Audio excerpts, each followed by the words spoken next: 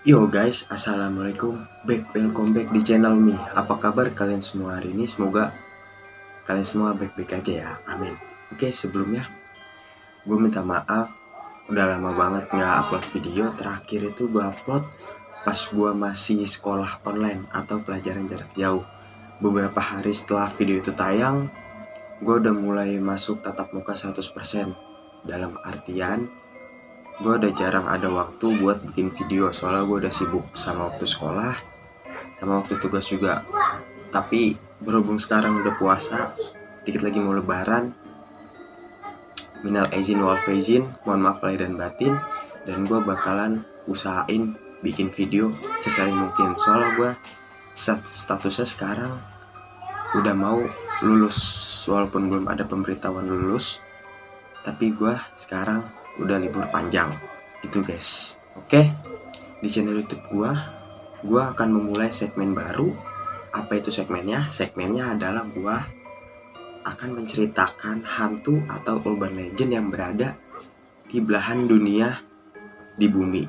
Seperti contohnya kayak urban legend atau hantu yang ada di Indonesia, ada di Malaysia, pokoknya di negara-negara yang ada di dunia inilah pokoknya gitu. Tapi sebelum gue mulai ke ceritanya, bagi kalian yang belum subscribe, silahkan subscribe dan silahkan like video gue, biar gue bikin semangat lagi buat videonya dan buat segmen barunya. Oke, di segmen yang pertama kali ini gue akan menceritakan hantu yang berasal dari Jepang. Langsung aja kita masuk ke ceritanya. Yuki Onna, yang berarti Yuki adalah salju dan Onna adalah wanita. Di Jepang, Onna itu penyebutannya ada dua artian. Kalau Onna N-nya 2 berarti wanita, tapi kalau Onna N-nya 1 berarti hantu.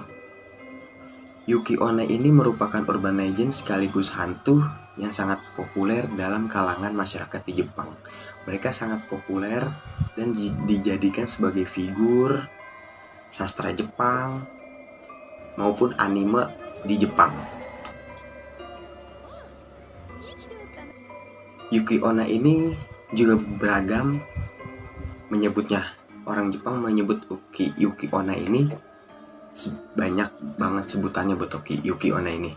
Dalam contoh, Yuki Musume yaitu gadis salju, Yuki Onago yang berarti peri salju, Yuki Joro yang berarti sundal salju, Yuki Anesa yang berarti kakak salju, Yuki Omba yang berarti ibu salju, Yukinba dari Ehime yang disebut nenek salju, yang dari Nagano Yuki Furi Baba, artinya juga sama nenek salju.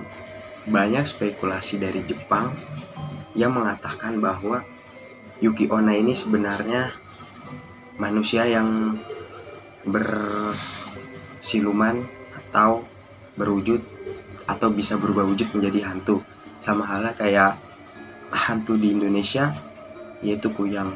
Tapi yang sebenarnya terjadi di cerita Jepang, rakyat Jepang pada zaman dulu sekitar tahun 1800-an, Yuki Onna ini sebenarnya hantu yang bisa berubah wujud sebagai manusia gitu guys. Seperti namanya, Yuki Onna yang berarti wanita bersalju, dia dikaitkan dengan musim dingin atau badai salju. Yuki Onna merupakan wanita yang tewas dalam keadaan lagi bersalju. Yuki Onna muncul pada saat malam salju dengan kulit yang putih, cantik, bertumbuh tinggi, berambut berwarna hitam, dan juga bibir yang sedikit pucat membiru. Kadangkala ia memakai kimono berwarna putih, namun legenda lainnya mendeskripsikan bahwa Yuki Onna ini sebenarnya telanjang dan hanya wajah dan rambutnya saja yang menonjol di tengah-tengah badai salju. Meskipun tampak cantik, tatapan matanya dapat meneror manusia. Ia sering melayang di atas salju sehingga tidak meninggalkan jejak kaki, dan dia dapat berubah menjadi kabut atau badai salju ketika dia sedang terancam. Walaupun di sisi lain ia tampak cantik dan menarik, tapi di lain sisi dia sangat kejam dalam membunuh mangsanya. Seperti yang terjadi pada abad ke-18. Hampir semua legenda menceritakan bahwa Yuki Onna ini merupakan sosok yang sangat jahat. Tapi dalam kisah masa kini, sosok Yuki Onna ini diceritakan sebagai sosok yang manusiawi, hanya menekankan pada sikap hantunya dan kecantikan dalam sekejap.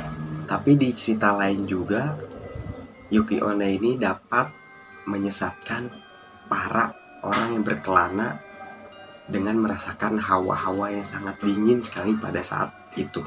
Sampai-sampai para berkelana ini mati kedinginan. Banyak juga warga Jepang yang menceritakan bahwa Yuki Onna ini adalah sosok yang sering menggendong anaknya. Juga Yuki Onna ini diceritakan sangat agresif yang dapat menyerang para manusia yang tidak bersalah. Ia menyerang rumah penduduk dengan hembusan anginnya. Ia dapat membuka pintu rumah orang yang menjadi korban dia. Ada juga yang mengatakan sosok Yuki Onna ini sebenarnya mirip dengan vampir, menguras darah korbannya dan juga menghisap daya kehidupannya. Kadangkala ia bersifat sebagai sucubus yang menggerogoti pria dengan kemauan rendah dengan cara berhubungan intim atau berciuman sebagai halnya badai salju dan malam hari. Sisi lain juga Yuki Onna memiliki sisi yang lembut. Ia dapat membebaskan korbannya tanpa alasan. Jadi ada dua penebang kayu pada saat itu yang bernama Minokichi dan Mosaku. Minokichi masih terlihat muda sedangkan Mosaku sudah terlihat tua. Di suatu hari di musim dingin, mereka berdua terjebak tidak bisa pulang ke rumahnya karena terjadi badai salju. Mereka menemukan sebuah pondok dan berniat untuk bermalam di sana terlebih dahulu. Pada tengah malam, Mosaku terbangun dan dia melihat sosok wanita dengan bergaun berwarna putih. Wanita tersebut menghembuskan angin ke arah Mosaku.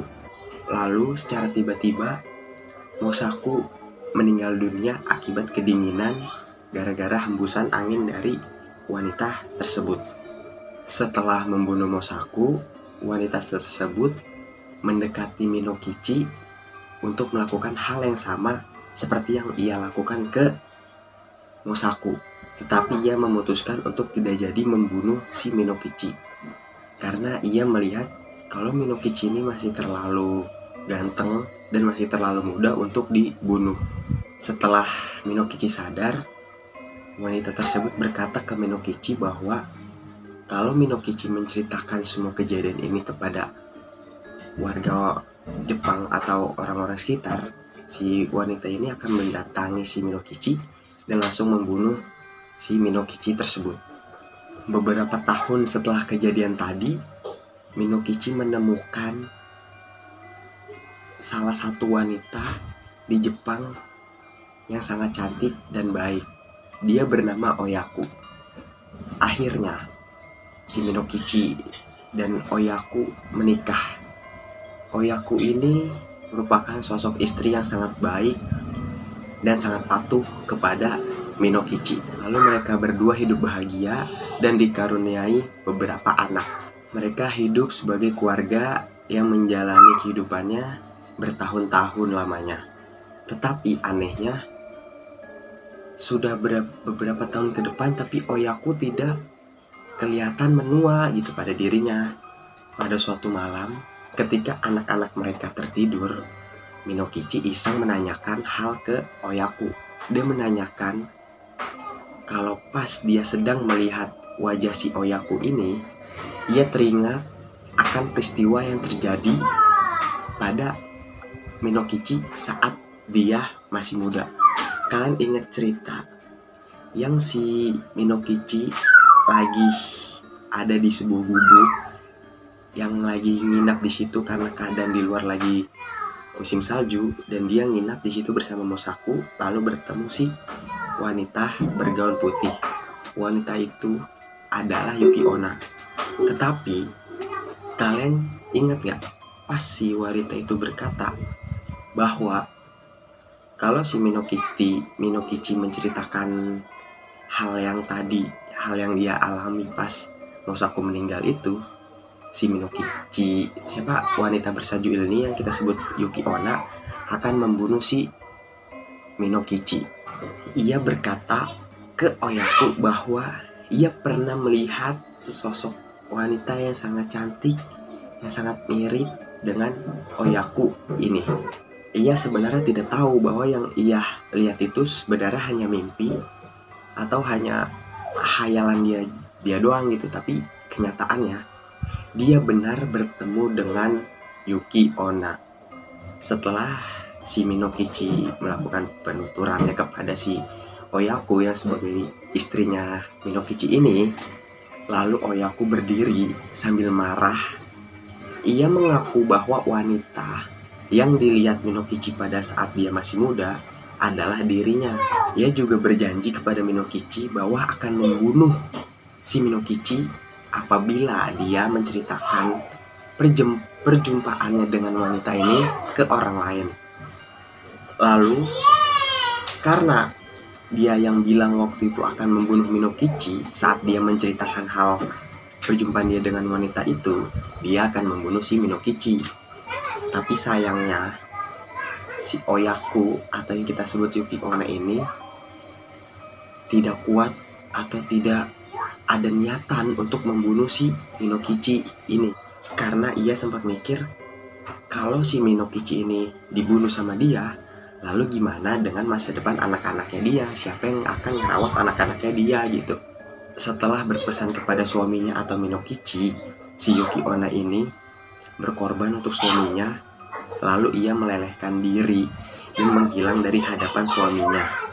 Suaminya pun tidak lagi menyaksikan kehadiran si Oyaku atau Yuki Onna ini, karena si Yuki Onna ini mengorbankan dirinya sendiri demi suaminya yang akan dia bunuh, tapi dia tidak mampu membunuh si suaminya karena dia melihat tanggung jawab suaminya kepada anak-anaknya gitu coy. Oke, segitu dulu cerita yang gua bisa ceritain ke kalian tentang hantu atau urban legend yang berasal dari Jepang yang bernama Yuki Onna. Kalau kalian ada cerita hantu atau cerita urban legend yang berada di belahan dunia ini, tolong komen di bawah. Nanti kalau ada kesempatan dan ada waktu, gue akan ceritakan itu kepada kalian. Intinya dari cerita Yuki Onna ini,